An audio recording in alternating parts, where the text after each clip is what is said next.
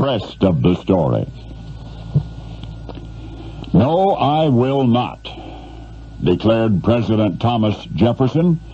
I will not encourage the American people to pray.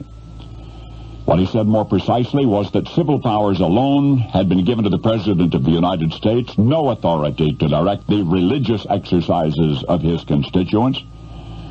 Well, churchgoers were incensed. They reminded Jefferson that President Washington had proclaimed a national day of prayer, so had President John Adams. But the third president of the United States responded firmly that the Constitution was clear on the matter. If folks wanted to pray, they'd have to do it on their own time and without his urging.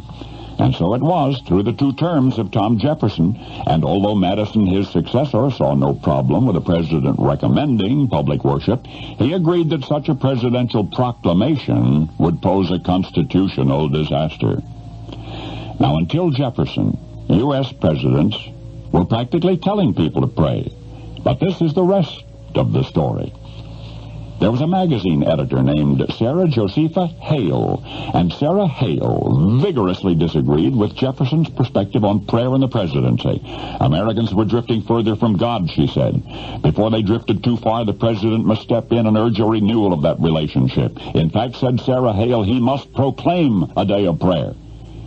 Sarah used her popular Boston Ladies magazine to promote the idea. She began her crusade in 1827. Write your congressmen, she told her readers. Pressure the president. And yet, enamored of Tom Jefferson's perspective on the issue, the chief executives who came after him remained determined to separate church and state.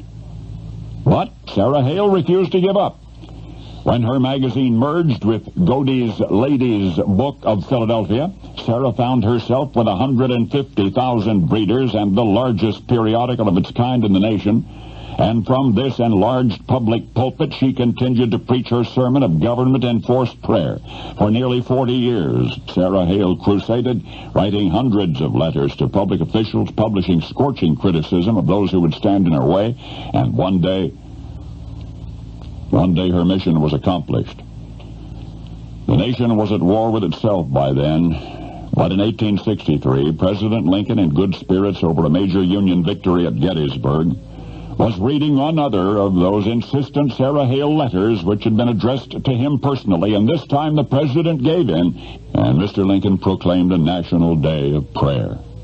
And you have been observing it ever since. All of your life, you've thought of it as a tradition unbroken from the time of the earliest English settlers. Not so. Oh, no.